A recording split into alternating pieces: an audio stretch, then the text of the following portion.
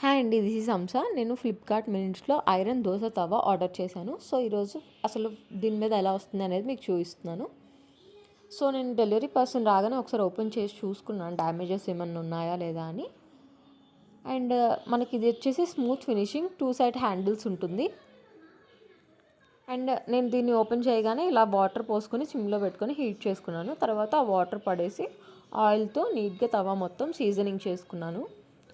నేనేమి ఇది over night seasoning చేసి చూపించట్లేదు, జస్ట్ అప్పటికప్పుడు సీజనింగ్ చేసి దోశ ట్రై చేస్తే ఎలా వచ్చిందో చూపిస్తున్నాను. సో నీట్గా సీజనింగ్ చేసుకున్న తర్వాత ఆనియన్ కట్ చేసుకొని ఆనియన్ పీసెస్ని ఫ్రై చేసుకున్నాను.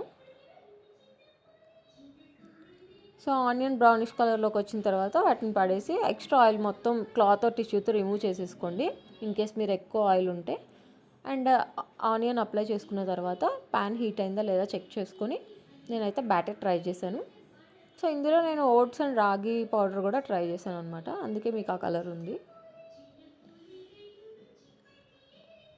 కొంచెం పేపర్ దోశ లాగే ట్రై చేశాను. హ్యాండిల్స్ కూడా హీట్ అవుతాయి, జాగ్రత్త మీరు టచ్ చేసేటప్పుడు. అండ్ ఫస్ట్ దోశ అయితే నాకు బాగానే వచ్చింది. సో నేను ఈరోజు ఓవర్ నైట్ సీజనింగ్ చేసి ఆయిల్తో మళ్ళీ రేపు కూడా ఒక వీడియో పోస్ట్ చేస్తాను, రేపు ఎలా వచ్చింది అని కూడా. సో నా పేజ్ని చెక్అవుట్ చేయండి.